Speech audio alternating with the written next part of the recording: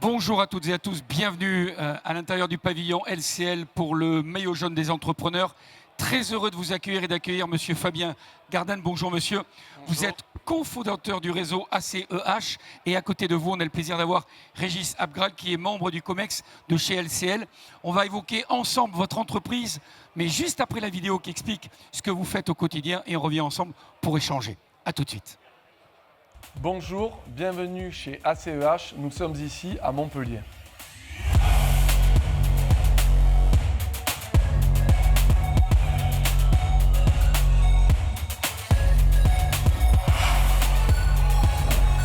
Le réseau ACEH, réseau d'agences juridiquement indépendantes, a été créé il y a 15 ans et spécialisé dans la rénovation, l'entretien et l'équipement de la maison. Nous intervenons donc chez des particuliers pour proposer des travaux de toiture, de charpente, de ventilation, d'isolation, mais aussi de sécurité. Nous étions 2 il y a 15 ans, nous sommes aujourd'hui au nombre de 250 collaborateurs répartis sur les différentes agences du groupe.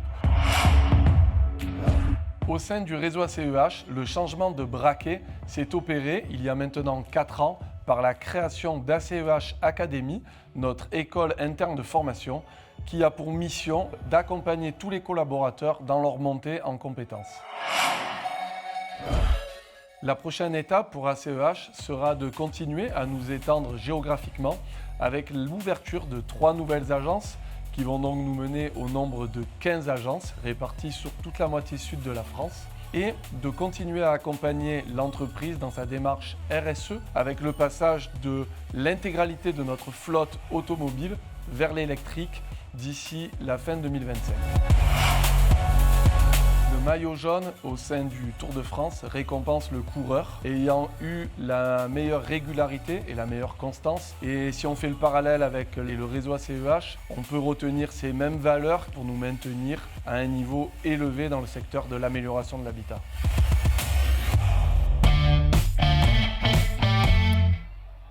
Monsieur Gardanne, à l'aune des images qu'on vient de voir, vous parlez de tout ce qui touche à la maison et puis vous évoquez aussi la sécurité. Alors comme ça, j'ai envie de vous dire, est-ce que ce n'est pas un grand écart? Qu'est-ce qui amène quelqu'un comme vous et l'entreprise que vous représentez de passer de la maison à la sécurité? C'est une évidence pour vous? Alors oui, c'est une évidence puisque le réseau ACEH, on intervient depuis 15 ans chez les propriétaires de maisons pour les rénover, leur toiture, leur charpente, leur façade. Donc il y a une relation de confiance qui s'est créée avec nos clients et on avait de plus en plus de demandes justement pour répondre à cette problématique liée à la sécurité. Donc on a fait un partenariat avec un gros industriel français qui se trouve au Creusot et qui nous a fabriqué toute une gamme d'alarmes avec télésurveillance, ce qui nous permet de pouvoir répondre justement à cette problématique. Quand vous dites « nous a fabriqué », ça veut dire que ce système est dédié à votre entreprise? Tout à fait, ce système est dédié, il est personnalisé pour l'entreprise, il est fabriqué que pour nous. On est les seuls à pouvoir le vendre et à maîtriser la technicité de ce produit. Donc c'est une fierté pour nous de pouvoir le fabriquer en France avec cette société experte. Quand on voit la croissance de votre entreprise, je présume que ce que vous faites pour les alarmes, c'est un peu comme la matière première, vous devez être extrêmement vigilant sur les matériaux que vous utilisez? Exactement, la hausse du coût des matériaux, que ce soit le zinc qu'on utilise pour les étanchéités de toiture, les matériaux isolants. On essaie toujours de faire en sorte de ne pas répercuter les hausses de ces matériaux sur les prix finaux de nos clients. Vous y parvenez ? On y parvient en faisant des économies ailleurs sur nos organisations internes, sur nos process internes d'intervention pour justement essayer de maintenir une tarification un peu abordable pour tout le monde. De mémoire, 250 collaborateurs, je crois que c'est ce que vous dites dans la vidéo, essentiellement dans le sud. Vous n'aimez pas la pluie? Alors c'est ce que je dis dans la vidéo et il y a un peu de vrai dans ce que vous dites puisqu'on fonctionne avec de la promotion interne et donc c'est des collaborateurs qui évoluent et qui ouvrent ensuite des agences sur des secteurs définis et c'est vrai qu'on a du mal à les faire monter trop haut parce que quand ils travaillent dans des régions ensoleillées comme ici, on a du mal à leur vendre une mutation plus au nord de la France, mais on y arrive quand même petit à petit puisqu'on est déjà implanté à Lyon et à Villefranche-sur-Saône. Voilà, si vous dites que c'est le nord, vous imaginez ceux qui sont à Reims.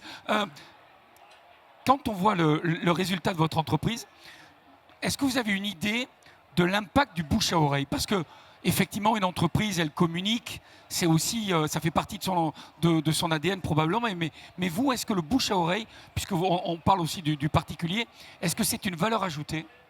Alors le bouche à oreille, il est vraiment au cœur, nous, de notre politique commerciale, parce que le bouche à oreille, maintenant, il se fait beaucoup aussi sur les réseaux sociaux. Donc nos clients sont nos principaux ambassadeurs, ils communiquent énormément sur les travaux qu'ils réalisent, sur leur manière de consommer. Et donc c'est vrai que le bouche à oreille, il existe depuis la nuit des temps, mais il s'est modernisé avec les outils de communication et il est de plus en plus puissant. Avant que M. Abgral ne prenne la parole, j'ai encore une question qui, bon, à mon sens, semble centrale.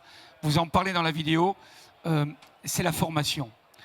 Aujourd'hui, la France sait que c'est un cheval de bataille depuis plusieurs années, mais vous l'avez intégré au sein de votre entreprise. Moi, j'ai envie de vous laisser quelques secondes pour en faire la promotion, parce que je pense que c'est un levier tellement important. Qu'est-ce que vous avez envie de dire sur cet aspect de l'entreprise ? Je vous remercie déjà pour cette question parce qu'en effet, la formation pour nous, c'est quelque chose de primordial. On a beaucoup de difficultés dans le recrutement. On recrute sur des métiers qui sont sous forte tension. Donc c'est important pour nous d'être capable de prendre des gens qui n'ont pas forcément de prérequis, de les former dans notre académie à Montpellier, qu'on a créée il y a 4 ans, en partenariat avec les Compagnons du Devoir et du Tour de France. On prend des jeunes qui n'ont pas forcément de savoir-faire et on les forme pour les faire monter en compétences dans les domaines de la couverture, de l'étanchéité. Et pour nos commerciaux, pareil, on est en mesure, avec un staff de formation de 12 personnes, de leur apprendre toutes les techniques de commercialisation, de négociation, pour pouvoir les fidéliser à notre culture d'entreprise et leur aider à construire leur carrière étape par étape. On pourrait faire 1 heure là-dessus, malheureusement on ne les a pas. Vous vous réjouissez des premiers résultats déjà que vous obtenez par ce biais-là ? On se réjouit énormément, c'est notre plus grosse fierté, c'est la création de cette académie qui représente vraiment notre ADN parce que ça nous permet de véhiculer aussi toute notre culture d'entreprise au travers de ces parcours de formation. Régis Abgral avait le sourire. Régis, un mot, représenter LCL, le COMEX, mais j'ai envie de dire même en tant qu'entreprise, voir les initiatives de votre voisin de gauche, ça doit vous réjouir.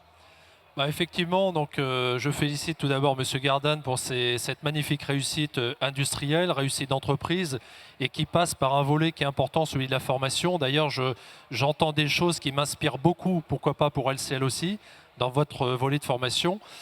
Plus globalement, le maillot jaune des entrepreneurs, c'est quelque chose qui tient à cœur à LCL, parce que nous sommes à l'origine une banque des entreprises, une banque qui finance la création d'entreprises et qui accompagne les développements, ceci partout en France, et c'est tout le sens de ce maillot jaune.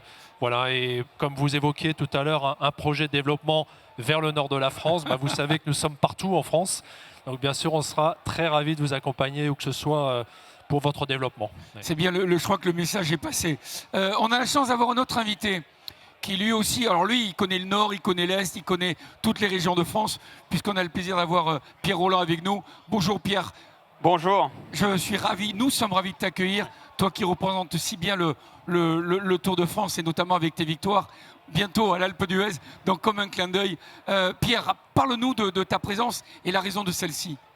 Tout simplement, au nom de LCL et de tous ses collaborateurs, je suis très fier de vous remettre ce maillot jaune des entrepreneurs, ce maillot qui symbolise la réussite individuelle, la réussite collective. Donc c'est avec beaucoup de fierté que je vous remets ce maillot et j'espère qu'il prendra une place importante dans vos locaux. En tous les cas, le maillot est estampillé, vous le voyez, ACEH. Vous en parlez dans la vidéo, mais maintenant vous l'avez avec vous. Où va-t-il réellement trôner? Pas de mensonge, on est entre nous. Alors il va trôner au siège de l'entreprise dans un beau cadre. On a la place pour ça et on sera très fiers d'expliquer un petit peu le parcours qui nous a emmenés jusqu'ici aujourd'hui. C'était chouette. Merci beaucoup. Merci messieurs. C'était un bonheur de vous avoir. On va vous laisser comme d'habitude, vous laisser faire des photos pour immortaliser votre présence et votre collaboration. Et puis on va vous souhaiter aussi à toutes et à tous une belle étape sur les routes du Tour. Bonne journée à tous.